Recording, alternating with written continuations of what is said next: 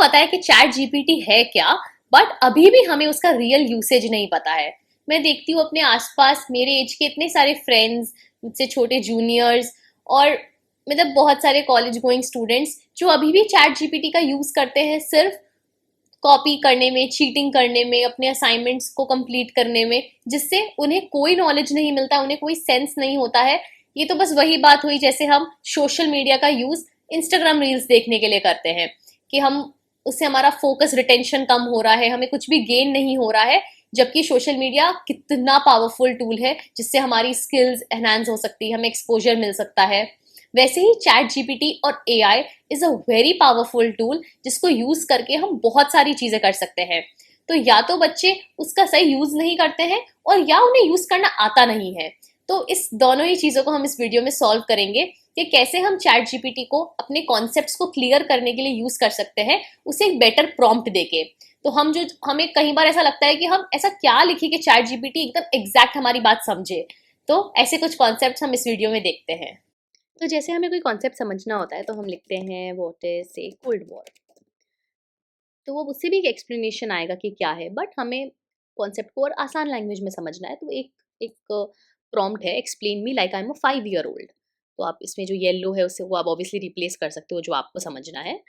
तो आपने लिखा explain me cold war like I am a 5 year old kid. So now chat GPT will assume that it has to explain you like you are a 5 year old person. So imagine there are big group of friends on a playground. One is led by a superhero called Captain America. The other is led by Red Star. You understand, right? काफ़ी आसान language में इसने उस concept को समझा दिया कि cold war क्या होता है। पर आपको लग रहा है ये बहुत ज़्यादा ही आसान है, तो आप इसे 10 ईयर ओल्ड कर सकते हैं। तो वो थोड़ा सा बेटर कर देगा, वो एटलीस्ट कंट्रीज़ के नेम ले रहा है और राइट। फिर जैसे कि एक चीज़ है कि अब आप लिखते हैं explain me refraction of light, तो आप ये प्रॉम्प्ट भी से दे सकते हैं सिर्फ, but a better prompt would be that explain me reflection of light in simpler words and give 2 practical examples of it. आपने कमांड दिया कि एक स्ट्रक्चर आएगा उससे, तो अब उसने एग्जाम्पल के साथ में उस चीज़ को समझा दिया, राइट। और again this would be a better prompt I believe. Again इसको आप रीड कर सकते हैं, I will paste it in the description also. कि आपने इसको कॉन्टेक्स्ट दे दिया कि 10th एनसीईआरटी फिजिक्स बुक से 2 प्रैक्टिकल एग्जाम्पल, क्योंकि आप अभी वो पढ़ रहे हो तो आपको बेटर समझ आएगा। तो now it has given it in a much simpler language. अगर आपको ये एग्जाम्पल अच्छा नहीं लगा है तो आपने कह दिया कि explain me the same with another example. Now the next prompt is really cool. So अब ये सब तो इंग्लिश में हो रहा था, हमारी बुक्स भी इंग्लिश में होती है, बट हम बात हिंदी में करते हैं, हमें टीचर्स भी मोस्टली इंग्लिश में समझाते हैं।